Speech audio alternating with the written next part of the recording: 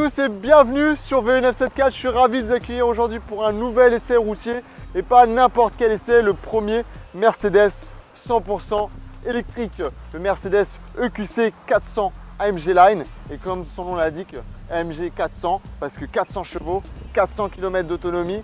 Donc on va faire un petit peu le tour en détail. Comme vous pouvez le voir, esthétiquement, il a quasiment aucune apparence d'une électrique. Il est très proche de ses homologues thermiques.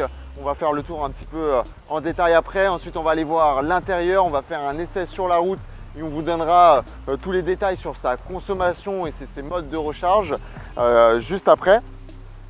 Pour l'instant, je voulais juste vous remercier parce que vous êtes de plus en plus nombreux à nous suivre sur notre page YouTube, sur la page Facebook et sur le groupe. D'ailleurs, donc merci à tous.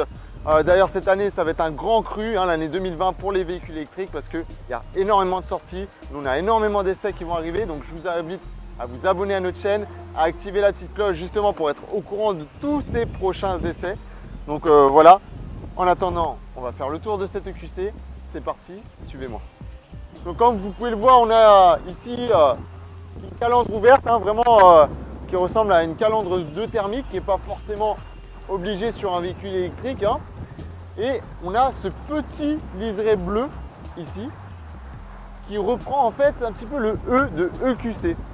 Donc là, c'est la seule distinction qui montre que c'est une voiture électrique avec ce bleu électrique qui reprend vraiment le côté esthétique des voitures électriques. Mais sinon, même sur le capot avant, rien vraiment ne le distingue vraiment d'une voiture thermique. Et là, ici, il suffit simplement qu'on cache le EQC. Et sur toute la partie latérale, pareil, rien ne le différencie de ses homologues thermiques. Donc ça, c'est vraiment là-dessus que Mercedes a voulu jouer. Il faut qu'on reste sur une Mercedes avant que ce soit une voiture électrique. À l'arrière, pareil, aucune distinction que c'est un véhicule électrique, sauf l'absence de pot d'échappement. Sinon, ça pourrait tout simplement être un SUV thermique. Donc voilà, sur le niveau du design, c'est un gros bébé, tout dans l'arrondi, très beau, très imposant, très cossu. Mais le plus important dans cette voiture, c'est pas l'extérieur, c'est l'intérieur. On y va tout de suite, suivez-moi. On va aller se mettre à la clim parce que là, ça cogne. Alors, avant de partir à l'intérieur, je voulais absolument vous montrer sous le capot parce que vous êtes très souvent très curieux de savoir ce qu'il y a sous le capot d'une voiture 100% électrique. Et bien là, Mercedes a vraiment joué le côté thermique jusqu'au bout. On retrouve un cache moteur comme sur n'importe quelle voiture thermique. On n'a même pas de coffre pour mettre les câbles. Donc ça, c'est un peu dommage. Et en dessous, si on enlève un peu ce cache, on retrouve ici le moteur électrique de l'avant. Donc on a un moteur ici de 200 chevaux accompagné de tout le système aussi de ventilation. Donc c'est une pompe à chaleur pour économiser la batterie. Voilà, ça c'est pour le sous le capot. On va aller voir l'intérieur. Comme je vous ai dit, il y a énormément de choses à voir à l'intérieur de ce Mercedes EQC. Voilà, on se retrouve à l'intérieur de cette EQC. Ce que je peux vous dire, c'est que déjà dans l'ensemble, c'est très bien fini. On a des beaux matériaux. C'est très très classe.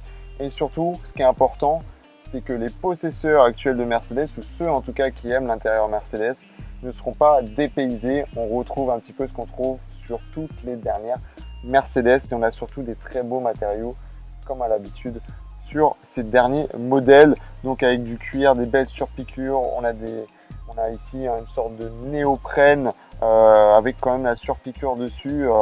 Qui je pense va très bien vieillir, peut-être même mieux que le cuir, surtout ici dans un pays chaud, qui est face au pare-brise, donc ça c'est assez sympa. Le seul petit bémol de cet intérieur, c'est cette partie centrale avec ce plastique verni brillant, que personnellement j'adhère pas du tout, parce que c'est ultra salissant. Donc, dès que vous mettez vos doigts dessus, en fait ça laisse beaucoup de traces de doigts. Ça s'abîme assez facilement, juste avec des clés ou même des cartes de crédit que vous pouvez poser dessus. Je suis pas fan, mais voilà, c'est le seul petit bémol. Après, il y a plein de boutons, donc voilà, c'est propre à Mercedes. Les réglages du siège, comme à son habitude ici, avec les sièges ventilés et le siège chauffant également. Les petits boutons multimédia, le trackpad tactile qu'on retrouve ici au milieu pour contrôler l'écran multimédia. D'ailleurs, cet écran multimédia qui est très bien fait, très fluide, L'écran il est en haute définition, c'est rare d'avoir des écrans de navigation et d'instrumentation avec une si belle définition, c'est vraiment joli. Pour mon choix personnel, je trouve qu'il y a trop d'informations, qu'il y a trop de menus, trop de sous-menus, mais ça ce n'est que mon avis. Si vous aimez cette ambiance où vous pouvez tout régler, tout configurer, dans ces cas-là, ça va vous plaire. Moi, je trouve que ça manque de sobriété, ça manque d'ergonomie. Mais sinon, dans l'ensemble, c'est vraiment bien fait. Vous avez les menus classiques, téléphone, navigation, le menu électrique, vous pouvez regarder votre consommation, la radio, le système multimédia qui se relie à votre téléphone en Bluetooth ou Apple CarPlay et Android Auto, donc ça c'est top. Le truc confort, alors là c'est top, dans la version qu'on essaye aujourd'hui, la MG Line, on a les sièges massants qui vous massent les lombaires pour vous et votre passager pendant que vous conduisez, c'est juste génial. Là Saint-Denis Saint-Pierre, on l'a utilisé, c'est juste magnifique. Donc ça c'est au top. Vous avez les petites apps, vous avez Mercedes Me, bon, on a testé, pour l'instant c'est très limité, on peut rien faire pour le moment. On espère que ça va amener à se développer. Souvent les applications connectées à la Réunion, ça marche pas. Là, ça a l'air quand même de se connecter avec la voiture. On a pu enregistrer cette voiture sur notre application, donc peut-être dans les mises à jour à venir, on pourra avoir une certaine interface avec la voiture, au moins pouvoir peut-être régler la climatisation à distance, comme ça quand vous êtes au resto, au moment du café, vous mettez votre voiture à température. Peut-être à venir, en tout cas pour l'instant, on peut rien faire, mais ça se connecte au moins, c'est un bon début. Ensuite, vous avez les réglages de la voiture, donc là vous pouvez tout configurer, hein, les designs des écrans et choses comme ça. Là vous pouvez vraiment aller dans le dur du dur de la configuration, il y a plein de choses. Ensuite, quand vous descendez dans le trackpad, vous avez les thèmes. Donc là, vous avez un thème voyage, un thème expérience, un thème lounge, un thème standard. C'est des gadgets, ça vous change un petit peu l'aspect des compteurs, ça vous met en mode voyage, ça vous met tout de suite le GPS. C'est des petits gadgets, mais on va plus dire que c'est des raccourcis vers au lieu de configurer les écrans, hop, tout de suite, ça vous préconfigure en fonction de ce que vous allez faire. Si vous faites voyage, expérience, si vous voulez jouer un peu avec la voiture, lounge, ça vous met une belle ambiance un peu tamisée et ça vous met la radio, enfin la musique multimédia en principal sur l'écran multimédia. Voilà, des petits gadgets qui sont assez sympas, pas très utiles mais sympas. Et ensuite vous avez encore les favoris tout en bas. Vous pouvez configurer votre barre de favoris pour avoir des raccourcis directs sur ce que vous utilisez le plus souvent. Donc ça c'est pratique. Et surtout vous avez également cette partie un peu directe sur les boutons ici physique. Téléphone, navigation, radio, la voiture et un bouton favori que vous pouvez vous-même configurer. Donc ça c'est assez pratique, ça évite d'avoir même à utiliser le trackpad, même s'il est très réactif, on gagne plus de temps à appuyer sur un bouton que d'aller chercher le menu qu'on veut. Donc ça c'est assez pratique. D'ailleurs en parlant de boutons, vous avez plein de boutons sur le volant. Donc voilà, le téléphone, le régulateur adaptatif avec suivi de ligne, donc là conduite semi-autonome qui fonctionne vraiment très bien. On a pu le faire là, le test sur Saint-Denis Saint-Pierre, ça fonctionne vraiment bien. On a un petit peu comme Tesla le système de changement de fil quand vous voulez doubler. Donc franchement c'est bien fait, ça fonctionne vraiment très bien. Au-delà de ça, vous avez les palettes au volant. Donc on retrouve un petit peu aussi sur le Kia e-Niro et le Kona qu'on a pu tester dernièrement, qui vous permet de régler en fait la récupération. Donc vous avez C+, qui est la faction la plus roue libre, jusqu'à C-. Donc vous voyez, vous avez 3 niveaux, donc le C+, le C normal, le C- et le C-, qui vous permet d'aller vraiment chercher le maximum de récupération et le gros frein moteur. Donc ça c'est quand même plutôt sympa. Si vous jouez avec les palettes quand vous redescendez d'une pente, vous pouvez lancer le roue libre et freiner tout simplement avec la palette, entre guillemets, freiner, vous allez récupérer de l'énergie avant le virage et ça vous fait un frein moteur sans utiliser vos plaquettes et vos disques de frein. Donc ça c'est franchement bien pensé, c'est au top.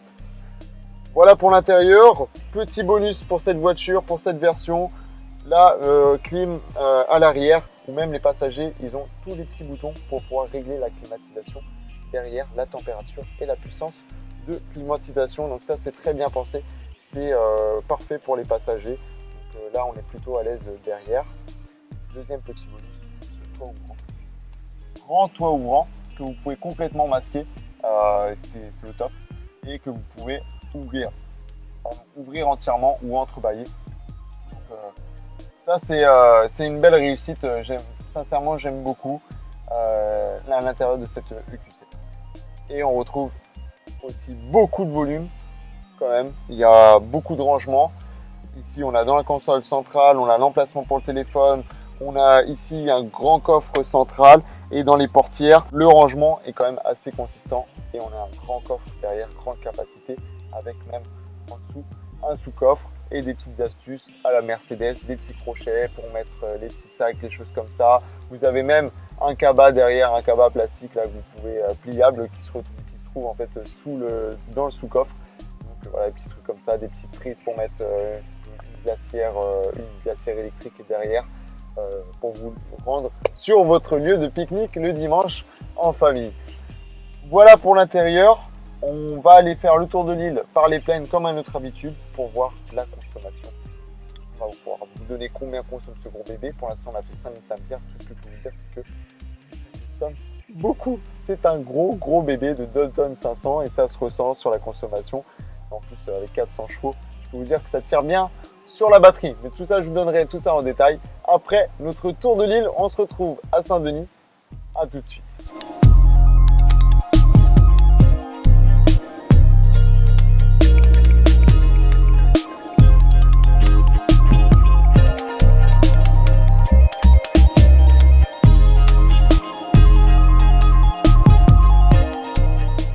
On se trouve actuellement au col de Bellevue, hein, comme à notre habitude. Donc c'est le col le plus haut avant de redescendre sur Saint-Benoît. Donc là on vient de faire Saint-Pierre, ici col de Bellevue. On a une grosse consommation avec ce gros bébé de 2 tonnes 500. Consommation de 65 kWh au 100. Une consommation énorme et qui nous fait monter notre moyenne depuis Saint-Denis à 35 kWh au 100. Et on espère que cette moyenne va largement redescendre grâce à la redescente dans les bas à Saint-Benoît jusqu'à Saint-Denis. Et on va voir combien on aura consommé pour ce tour de l'île complet. Allez, on se retrouve à Saint-Denis. À tout de suite.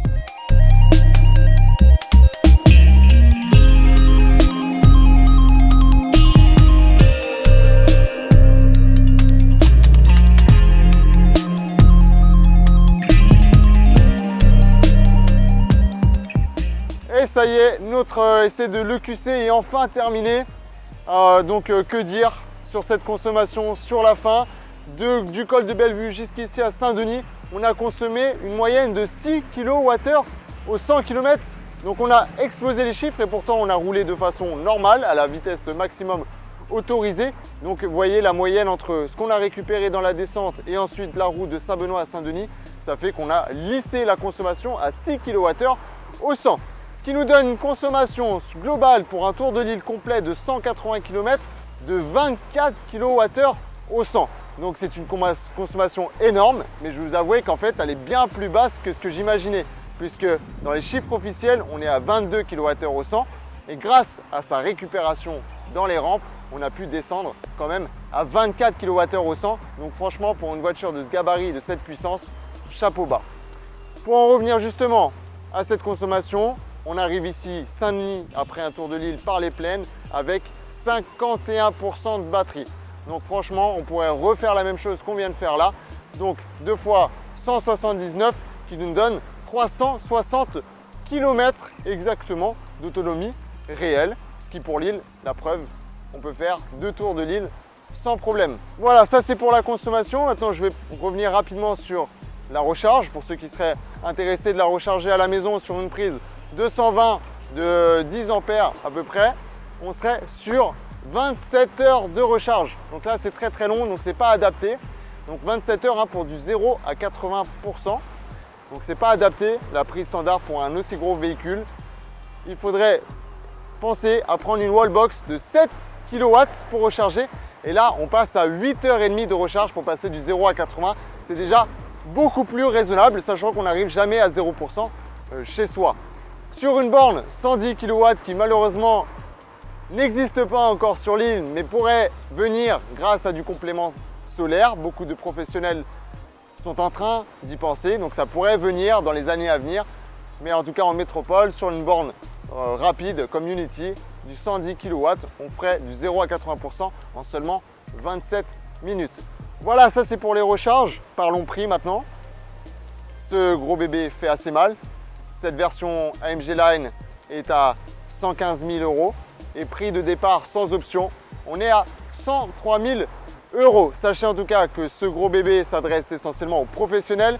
Je vous rappelle, pour les voitures électriques, 0 TVS à l'année, 30 000 € d'amortissement sur le prix de la véhicule, plus le prix total de la batterie, si elle est bien différenciée sur la facture.